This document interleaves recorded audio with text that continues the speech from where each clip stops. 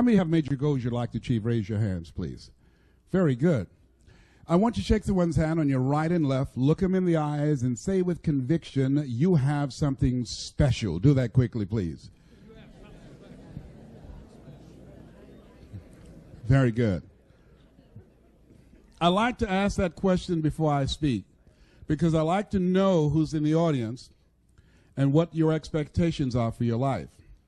And when I ask that question, a lot of people raise their hands. Some people don't. Some people don't want anything much. Most people operate in the area of survival. How many of you know people who should be here? Raise your hands, please. See, they're fine just like they are. Now, but there are some people who that just surviving is not enough. I believe that there are three types of people in life. There are winners, there are losers, and there are winners who've not discovered how to win yet.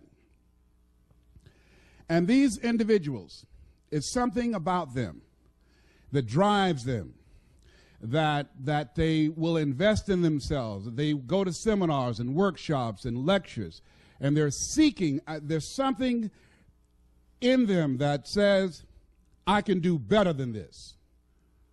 That there are people who would be glad to be where they are and would be happy, but they're not. How many of you know if you had your life to live over again, you can do more than what you've done thus far? Raise your hands.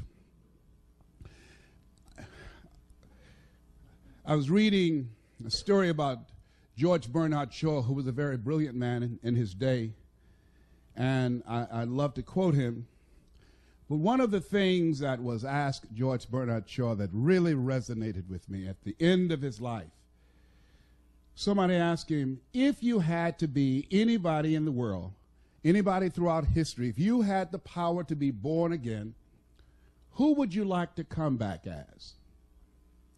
And without blinking, he said, I'd like to be born as the man I never was.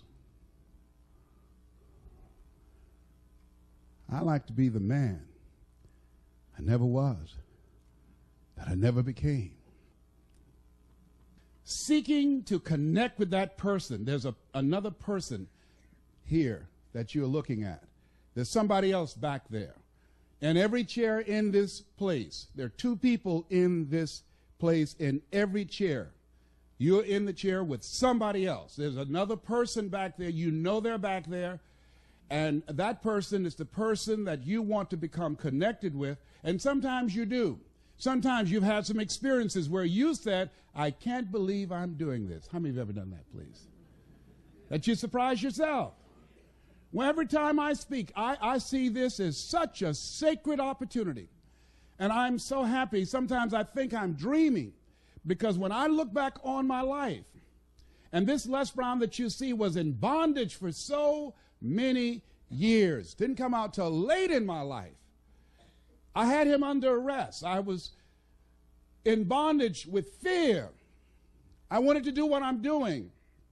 And I thought about things I wanted to accomplish, and I held myself back because I was afraid to fail. I was afraid to make mistakes. I was afraid that I would embarrass myself. I was intimidated by people who had college degrees because I didn't have a college degree. I still don't have a college degree. And so I would think about the things I wanted to do, and then I would start thinking about the fact, Les, you can't do that. So that's what I told this guy in me. Les, you can't do that. You don't have a college education. Les, I hear what you're saying, but come on, be logical. Be practical. You can't do that. I know you feel good going to see Zig Ziglar and Tony Robbins and the late Dr. Norman Vincent Peale and Robert Schuller. I know they motivate you and inspire you, but get real. You can't do that. You never work for any major corporation. Come on.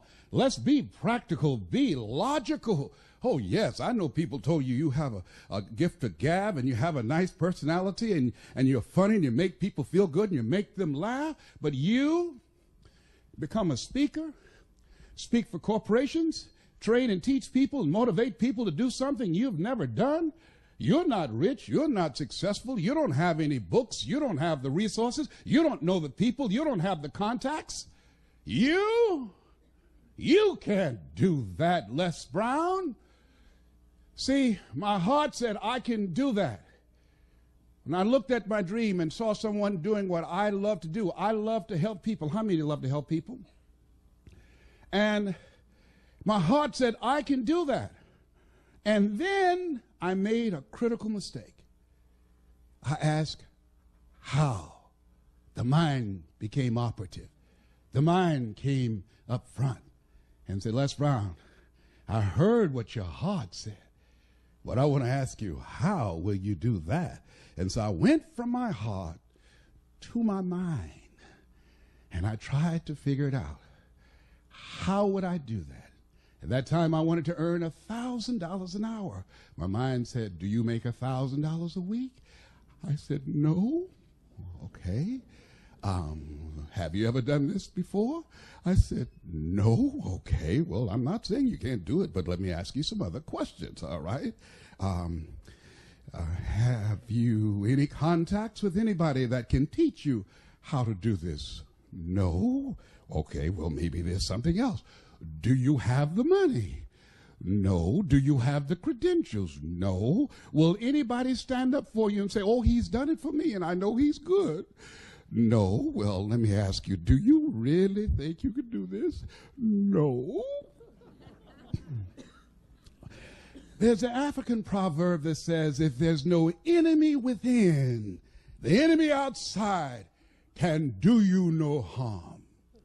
How many of you ever thought about something you wanted to do? You felt it in your heart. You couldn't explain it. You felt it in your heart. And you talked yourself out of it. Raise your hand if you know what I'm talking about.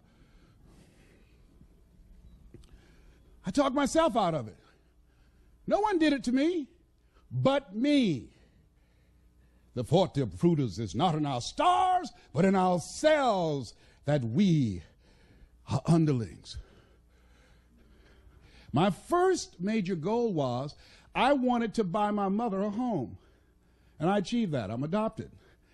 I feel like Abraham Lincoln, who said, all that I am and all that I ever hope to be, I owe to my mother. Saw a sign once that said, God took me out of my biological mother's womb and placed me in the heart of my adopted mother. My mama was a good woman. She adopted 7 children. Mama only had a 3rd grade education, but I admired her character. I admired her personality. She never met strangers. Mama met you right now.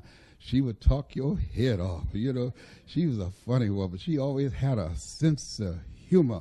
Mama walked fast. We walked with Mama downtown. We had to hold her dress. Mama would walk fast. We trying to keep up with Mama.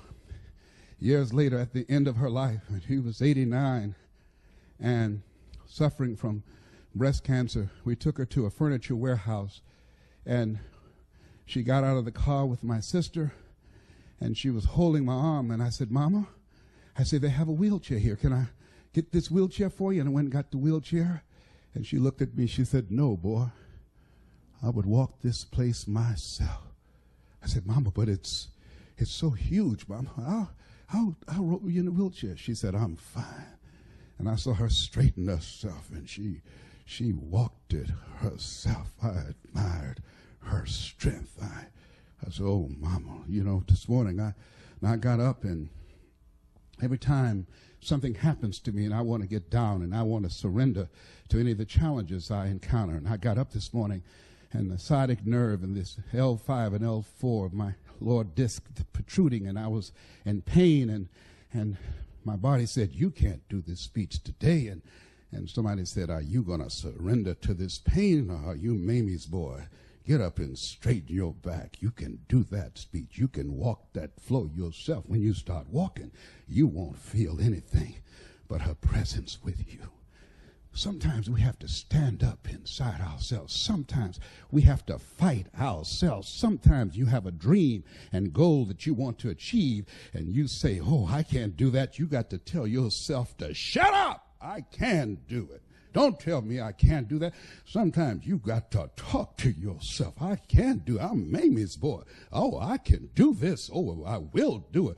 I have got to do this. What you think about your dream? And I want you to increase your dream dramatically. And I said you have something special. I'm telling you what I know. You have greatness in you. You have the ability to do more than you can ever begin to imagine. I don't even know you, but I'm telling you what I know from my own experience. And greatness, ladies and gentlemen, greatness, it's a choice. It's not your destiny. Most people never discover their greatness. Most people, ladies and gentlemen, go to their graves living a life of mediocrity, living a life far below their potential.